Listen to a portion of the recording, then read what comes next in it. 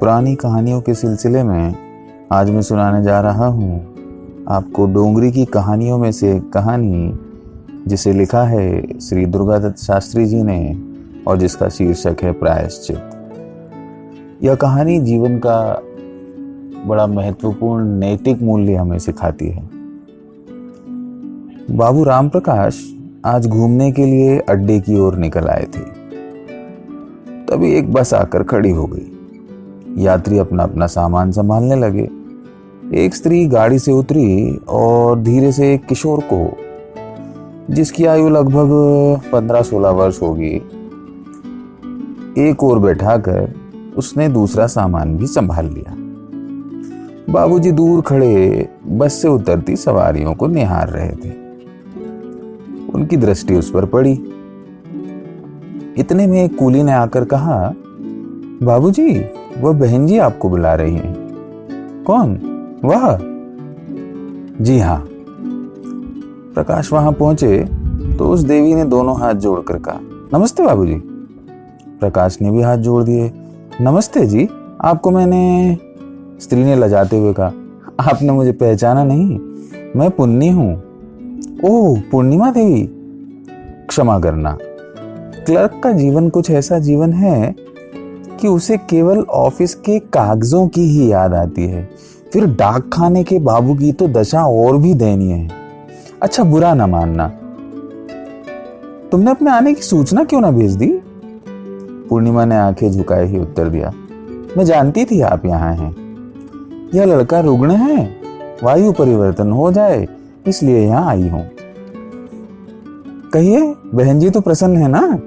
बिटिया संतोष तो बहुत बड़ी हो गई होगी। मुझसे क्या पूछती हो? घर चलो, अपनी बहन से मिलो और बिटिया को भी देख लो। मैं टैक्सी लाता हूं।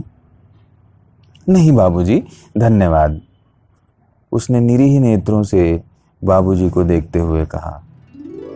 मैं कुछ दिन यही हूं, सबसे मिलूंगी। आपसे भेंट हो गई, मेरा सौभाग्य है। वैसे इस समय संसार में बिना आपके और बहन जी के मेरा है भी कौन? उसने एक दीर्घ निश्वास छोड़ा।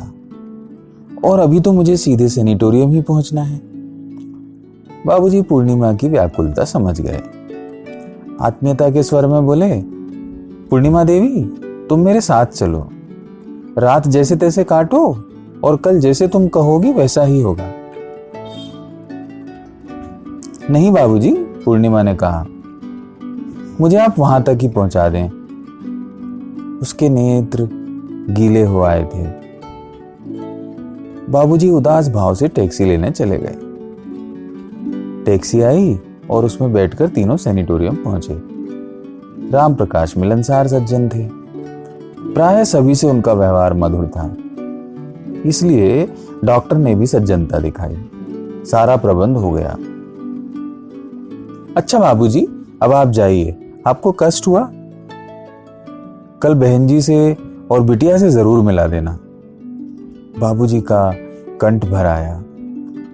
आंसू गिरने ही वाले थे कि वे वहां से टल गए बिना बोले, बिना एक शब्द कहे। अच्छा डॉक्टर साहब, नमस्ते, बड़ी मेहरबानी। प्रातः दर्शन करूंगा। संबंधित लोगों से कह दीजिएगा कि उन्हें कोई कष्ट। बाबूजी, आप सुबह उनसे ही पूछ लीजिएगा, डॉक्टर ने हंसकर उत्तर दिया। धन्यवाद, कहकर राम प्रकाश चल दिए, कुछ खोए खोए। घर पहुंचने पर पत्नी ने पूछा, क्यों जी, इतनी देर कहां लगा दी? उसके स्वर में खींच थी। अब तक रसोई भी ठंडी हो चुकी थी। उन्होंने अनमने भाव से कहा, मुझे भूख नहीं कमला, तुम खा लो। क्या बात है, 100 बार कहा है कि घूमने निकलते हो तो अच्छी तरह से तन बदन ढांप के निकला करो। यह डलहौजी है, शक्करगढ़ या बटाला नहीं। यहां झट सर्दी जुकाम हो जाता है। अच्छा, अब बैठो तो मैं चाय बना लाती हूं। यह कहकर कमला रसोई में चली गई। राम प्रकाश के कानों में कमला के शब्द गूंज रहे थे। आज शक्करगढ़ पाकिस्तान में है। 18 वर्ष बीत गए। जिस मोहल्ले में ये रहते थे वह बड़ा अच्छा और सभ्य था। पड़ोसी भी अत्यंत सज्जन थे। उसी मोहल्ले में पूर्णिमा का घर था। पूर्णिमा स्वर्ण में सुगंध सी, अत्यंत दयामयी, बुद्धि की मूर्तिमती करुणा सी, सलज्ज अनिंद्य रूपवती, जो हंसती तो फूल झड़ते और बोलती तो झनकृत सितार की मधुरिमा से भी मधुर शब्द फूटते। कमला के साथ उसका बड़ा हेलमेल हो गया था, काया छाया का सा। एक दिन कमला ही ने बताया था कि यही वह पुन्नी है जिसके साथ आपके विवाह की बात चली थी, पर पूरी नहीं उतरी। प्रकाश ने सुना तो मन ही मन अपने भाग्य पर झुंझलाहट हुई। पुन्नी को भी हुई या नहीं, राम जाने। कमला भी तो सुंदर थी, स्नेहशील थी, पर मन को संतोष कहाँ, तृप्ति कहाँ। मनुष्य कितना ही सुखी समृद्ध क्यों न हो, अपूर्णता पिंड कहाँ छोड़ती है। बस एक अदम्य लालसा, एक सूक्ष्म वासना पुन्नी के प्रति प्रकाश बाबू के अंतर्मन में आ छिपी। यह वही लड़की है और यह वही लड़का है। बस जब से दोनों ने यह जाना, एक अज्ञात लज्जा उनके हृदय में घर कर गई। अब उन्हें कुछ भी कहना सुनना होता तो कमला का सहयोग लेते। दोनों सतृष्ण एक दूसरे को देखते, पर आंखें बचाकर। उनमें खुली आंखों से निहारने का सामर्थ्य नहीं था। कमला चाय लेकर आई। आज पढ़ने लिखने को नमस्कार ही करो और चाय पीकर लेट जाओ। जाओ, तुम भोजन कर लो। तुम तो व्यर्थ ही चिंता करने लगती हो। क्या करें, विधाता ने स्त्रियों के माथे पर चिंता के सिवाय लिखा ही क्या है। तुम ठीक कहती हो कमला। बाबूजी के स्वर में बड़ी खिन्नता थी। कमला सिर से पांव तक कांप गई। बोली, क्या बात है, आप इतने अशांत क्यों हैं? बाबूजी ने चाहा कि सब कुछ कह दें, परंतु केवल इतना ही कह पाए, कोई बात नहीं कमला, तुम भोजन करो। कमला के रसोई घर में जाने के बाद अतीत फिर साकार हो गया। कमला मां बनने वाली थी और उन्हें विभागीय परीक्षा के लिए लाहौर जाना था। बाबू राम प्रकाश पूर्णिमा की मां के भरोसे पत्नी को छोड़ लाहौर चले गए। उनके जाने के बाद तीसरे दिन कमला ने एक बच्ची को जन्म दिया। पूर्णिमा ने बीमारी के समय कमला की बहुत सेवा की और बच्ची का नाम भी स्वयं ही रखा। प्रकाश के लाहौर से आने पर पत्नी ने बताया कि किस प्रकार पूर्णिमा ने उसकी सेवा की। पूरे 21 दिन तक चूल्हे चौके और सभी प्रकार की सेवा शुश्रूषा का भार उसी ने ढोया था। प्रकाश और कमला उस देवी के ऋण से सदा सदा के लिए दब गए, हनुमान के उपकारों से सीता राम की तरह। पत्नी ने कमरे में प्रवेश करने से विचार श्रृंखला फिर टूट गई। कमला ने धीरे से टेबल लैंप बुझाया और बिस्तर पर लेट गई। उस अंधकार में चित्रपट के चित्रों की भांति गत जीवन के चित्र और भी चमक उठे।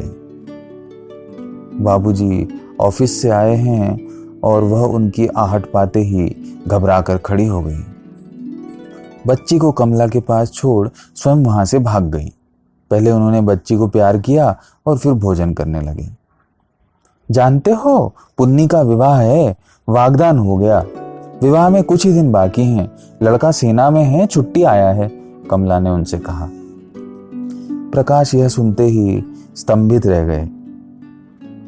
भोजन भी कुछ अच्छा न लगा, कार्यालय में भी मन न लगा, साथ ही यह डर भी लगा कि कहीं मेरी मनोदशा कमला के लिए संदेह का कारण न बन जाए। पुन्नी के विवाह पर कमला ने एक साड़ी और एक अंगूठी दी। इसके बाद विभाजन के समय वह भयंकर बवंडर उठा जिसमें न जाने कौन किधर जा पड़ा। तब से पूर्णिमा और उसके पति की बाबूजी को कोई खबर नहीं मिली, कभी यत्न भी न किया।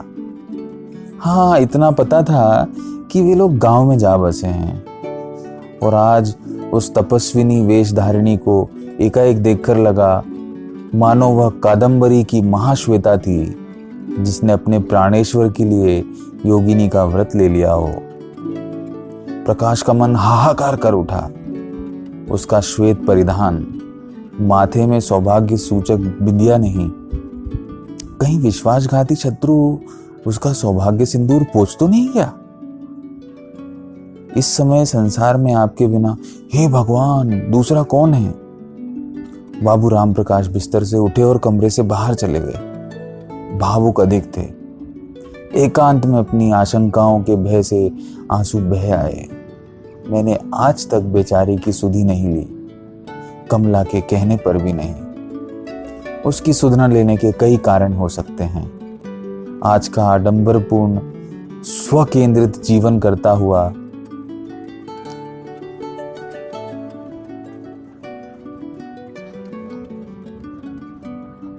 स्वकेंद्रित जीवन व्यतीत करता हुआ अजाने राह में अपने स्वार्थ से ही फुर्सत नहीं।